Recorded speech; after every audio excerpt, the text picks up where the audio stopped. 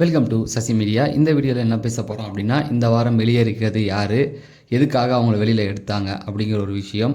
அதுக்கப்புறம் பார்வதி திரும்ப வர போகிறாங்களாமே பிக் பாஸ்க்குள்ளே, விஜய் சேதுபதியை வெளியில் அனுப்ப போகிறாங்களாமே அப்படிங்கிற மாதிரி நிறைய செய்திகள் வந்துகிட்டு இருக்கு இல்லையா.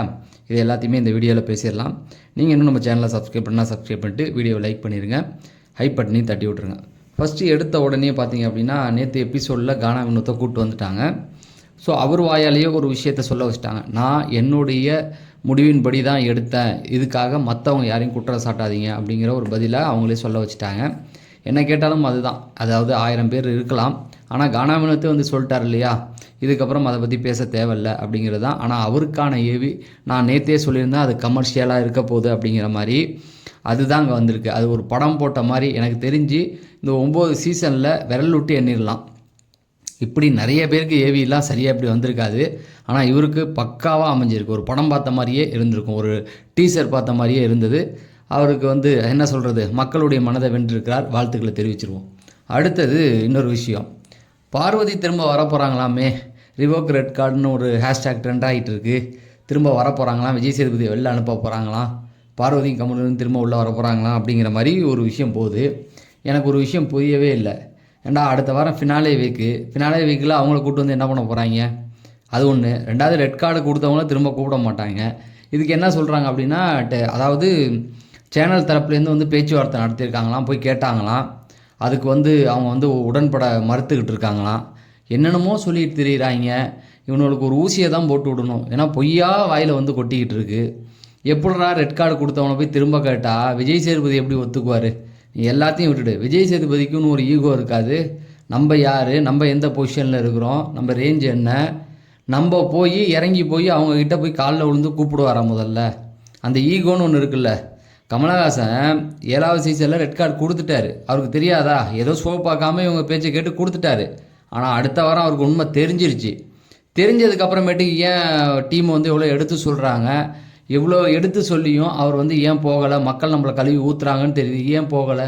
அவருடைய ஈகோ, நான் யார், நான் கமலஹாசன்டா, நான் போய் அந்த பிரதீப்னு ஒரு ஆளை கூப்பிட்டு வரதா அப்படிங்கிற அந்த ஈகோ தான் அவரை வந்து அடுத்த ரேஞ்சு தப்பாகவே இருந்துட்டு போட்டோம், என்ன பேக் ஃபயர் ஆனாலும் பார்த்துக்கலாம் போ அப்படின்னு விட்டார். அதே ஈகோ இவருக்கும் இருக்குல்ல. பார்வதியும் கமருதீன் என்ன இண்டஸ்ட்ரியில் கிழிச்சிட்டாங்களா? ஒரு வெப் சீரிஸில் இவர் கூட நடிச்சிட்டு இருந்தாங்க. அதாவது நம்ம விக்ரம் கூட ஒரு வெப் சீரிஸ் போயிட்டுருக்கு, ஒரு யூடியூப் சேனல் வச்சு நடத்திக்கலாம், அவன் சீனியரில் வாய்ப்பு தேடிட்டு இருக்கான், அவ்வளோதானே. அவர் ஒத்துக்குவாராடா? ஏன்டா யோசிக்க மாட்டிங்களாடா? அவருக்குன்னு ஒரு ஈகோ இருக்காது. சேனல் எவ்வளோ பெரிய சேனல்டா அந்த சேனலு, தமிழ்நாட்டில் ட்ரெண்டிங்கில் போயிட்டுருக்க ஒரு சேனலு, இவனை போய் திணறுவானுங்களா? என்னென்ன பைத்தியகாரத்தனமாக யோசிச்சுக்கிட்டு இருக்கீங்க, எனக்கு புரியவே இல்லை. இந்த சேனலும் விஜய் சேதுபதி அவ்வளோ மட்டமாக போயிட்டாங்களா போய் இறங்கி காலில் விழுறதுக்கு? அவனெல்லாம் கோடி புலறல்றதுடா, அவங்க ரேஞ்சு வேறடா. ஷாருக் கான் அங்கே போயிட்டார், இந்தியா அவருடைய படம் இந்தியா ஃபுல்லாக ரிலீஸ் ஆகுது, இங்கே வா நான் காட்டுறேன், டெல்லிக்கு வா நான் காட்டுறேன், அவரோட படம் எங்கே ரிலீஸ் ஆகுதுன்னு நான் காட்டுறேன். அவ்வளோ பெரிய இதை வச்சுருக்கவங்க வந்து போய் விழுவாங்களாம், போங்கடாடி. சரி, என்னை பொறுத்த வரைக்கும் அவங்கள கூப்பிட மாட்டாங்க அப்படிங்கிறது தான். பேமெண்ட் வந்து கொடுக்கறது தான் சொல்லிகிட்டு இருக்காங்க. ஏன் கொடுக்கல அப்படின்னு பார்த்தீங்கன்னா, கமருதீன் வந்து வாயடிச்சிட்டு சும்மா தான் இருக்காப்புல, பார்வதியும் வந்து பேசலை. இல்லை பணம் கொடுக்கலன்னா ஏன் வந்து அமைதியாக இருக்க போகிறாங்க? அவங்களும் அமைதியாக தானே இருக்காங்க. அவங்க என்ன பண்ணுறாங்கன்னா, இன்ஸ்டாகிராமில் வந்துட்டாங்க, ஆக்டிவாக இருக்காங்கன்ற மாதிரி சொல்கிறாங்க. அதெல்லாம் ஒன்றும் கிடையாது, ஷேர் பண்ணி விட்ருக்காங்க. இப்போ நான் ஏதாவது ஒரு போஸ்ட் ஒன்று போட்டேன்னா, பார்வதி நல்லவள் அப்படின்னு போட்டோம்னா அதை எடுத்து ஷேர் பண்ணிகிட்டு இருக்காங்க, அவ்வளோதானே தவிர அதுவும் அவங்க போடுறாங்களா இல்லை இவங்களே ஆள் வச்சு போட்டுக்கிட்டு இருக்காங்களான்னு தெரியல. இவ்வளோ தான் போதே தவிர ஃபினாலே வீக்கில் இந்த பிபி சார்ந்த எந்த ஒரு விஷயத்துலையும் அவங்க வரப்போகிறதில்ல. இந்த இதுன்னு கிடையாது, எந்த ஒரு இதுலேயுமே அவங்க கண்டிப்பாக வரப்போகிறதில்ல. மற்றபடி வேறு எதுனாலும் அவங்க போகிறாங்க, அவ்வளோதானே தவிர. இன்னும் சொல்லப்போனால் இந்த பிக் பாஸ் சீசன் அடுத்த வாரம் முடிஞ்சிச்சுன்னா யாருமே எதை பற்றியும் பேச போகிறதில்ல, தூக்கி போட்டு போயிட்டே இருப்போம். நீங்கள் 4வது சீசனில் ஆரியை நான் கொண்டாடினேன், இந்த வாரம் இந்த சீசனில் ஆரி வந்தார், நான் என்ன அவரை கொண்டாடினேன்னா என்ன? இல்லையே, வேற ஒருத்தரை தான் நான் ரசிச்சுக்கிட்டு இருந்தேன், அவ்வளோ. அதே போல் தான் இந்த டைட்டில் வின்னரை கூட இந்த வாட்டி தூக்கி போட்டு நம்ம அடுத்ததை பார்க்க போகிறோம், அதுதானே தவிர இது முடிஞ்சிருச்சு. அந்த ஹேஷ்டேக் வந்து என்ன 20,000 பேர் ஏதோ ட்ரெண்ட் ஆகிட்டு இருக்கு, அவ்வளோதான். அது ஏதோ பெரிய இமாலய சாதனை மாதிரி பேசிக்கிட்டு இருக்கான். அவன் மில்லியன் கணக்கில் ட்ரெண்டிங்கில் போயிட்டுருக்கு.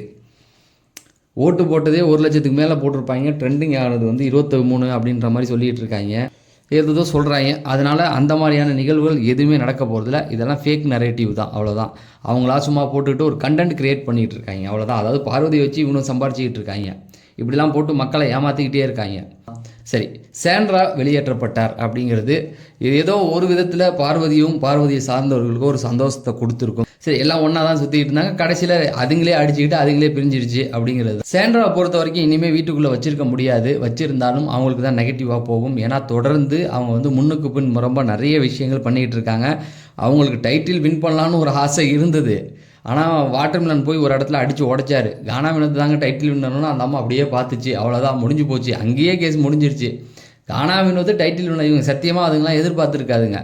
அவங்க இனிமேல் இருந்தால் அடுத்த வாரம் கனி வருவாங்க, எஃப்ஜே வருவான், இன்னும் நிறைய பேர் உள்ளே வருவாங்க. அப்போ வரும்போது ஒரு பிரச்சனை வரும். அதுக்கப்புறமேட்டு பார்த்தீங்கன்னா இவர் பிரச்சனை உள்ளே வருவார். அங்கே தேவையில்லாத ஒரு பிரச்சனை வரும். சாண்ட்ராவே போயிட்டா அங்கே ஒரு பிரச்சனை வராது இல்லையா? அதே போல் இன்னொரு விஷயமும் இருக்குது.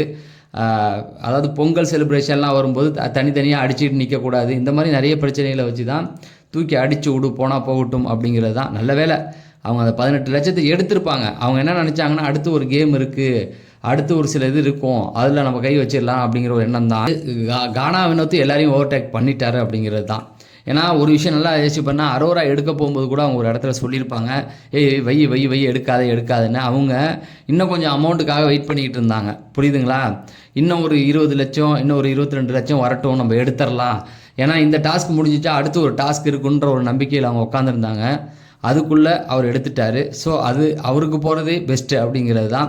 ஸோ இவங்களை பொறுத்த வரைக்கும் ஒன்று தான், இவங்க இருந்ததுக்கான சம்பளம் மட்டும் இவங்களுக்கு கிடைக்கும். ரெண்டாவது கையில் கண்டென்ட் கிடையாது அவங்கள்ட்டலாம். பெருசாக அந்த விஜய் சேதுபதி ரோஸ்ட்டுக்கு அப்புறமேட்டுக்கு அமைதியாக உட்காந்தவங்க தான். அதுக்கப்புறம் அழுது ட்ராமா பண்ணி ஒன்றா போட்டு எடுத்துகிட்டு வந்தது தான். விஜய் சேதுபதி ரொம்ப அவங்களுக்கு முட்டு கொடுத்து காப்பாற்றி கொண்டு வந்தாங்க தான். என்னை கேட்டால் இவங்களாம் முன்னாடியே போயிருக்க வேண்டியது. போயிருந்தால் இவங்க பேராவது கொஞ்சம் மிச்சமாக இருந்திருக்கும். இப்போ சுத்தமாக டேமேஜ் ஆகிடுச்சு, அவ்வளோதான். ஒன்றும் கிடையாது. வெளியில் போய் ஏதாவது என்ட்ரி போட்டான்னா அவன் 1000 கொஸ்டினை கேட்பான். கேள்விகளுக்கெல்லாம் இவங்க பதில் சொல்லிடுவாங்க, அது வேற. ஏன்னா இப்போ பயந்த மாதிரி நடிச்சுக்கிட்டு இருக்காங்க, அவ்வளோதானே தவிர வெளியில் போய் நல்லா கம்பு சுற்றி பார்ப்பாங்க. அதெல்லாம் நடக்கும். புருஷனும் பொண்டாட்டியுமே உள்ள 2 பேருமே போய் உட்காந்து சமாளிச்செல்லாம் கொடுப்பாங்க. இந்த வீட்டுக்குள்ளே அவங்களுக்கு வந்து சப்போர்ட் பண்ணுறதுக்காக பிரஜன் இருந்திருந்தாருன்னா இன்னும் அவங்க ஆட்டமே வேறு, தெரியுங்களா? பிரஜன் இருந்திருந்தா அவங்கள ஆட்டமே வேறு மாதிரி இருந்திருக்கும். அவர் இருந்த தைரியத்தில் என்ன வேணால் அந்த அம்மா பண்ணியிருக்கோம். அவர் போனதுனால ஒரு சப்போர்ட் இல்லாதனால ஏதோ பண்ணிகிட்டு இருந்தது. கடைசியாக ஒரு வழியாக கெடுத்த வரைக்கும் போதுமா உனக்கு, நானும் பின்னால் வீக்கிலலாம் உனக்கு நான் முட்டு கொடுத்தா என்ன செருப்பை கட்டி அடிப்பாங்கிறதுனால தான் முதலே அடிச்சிட்டாங்க. ஏதோ ஒரு விதத்தில் பார்வதியை சார்ந்தவங்களுக்கும் கமருதீனை சார்ந்தவங்களுக்கும் ஒரு மனமகிழ்ச்சியை இது கொடுக்கும். அதாவது இந்த ஃபினாலே வீக் அப்பா இனிமேல் எவன் ஜெயிச்சாலே எங்களுக்கு கவலைடா போங்கடா அப்படிங்கிற ஒரு முடிவை எடுத்திருப்பாங்க அப்படிங்கிறது தான். இப்போ கானா வினோத் ஃபேன்ஸே அதை தான் சொல்லிகிட்டு இருக்காங்க. இனிமேல் எங்களுக்கு ஃபைனல் முடிஞ்சு போச்சுடா, எப்போ கானா வினோத் உள்ளே வந்தாரோ எங்களுடைய ஃபைனல் டே அதான்டா, அங்கே வந்து ஸ்டேஜில் நின்னார்ல பேசினார்ல, எங்களுக்கு ஃபினாலே முடிஞ்சிச்சுன்னு ஒரு முடிவை எடுத்துட்டாங்க.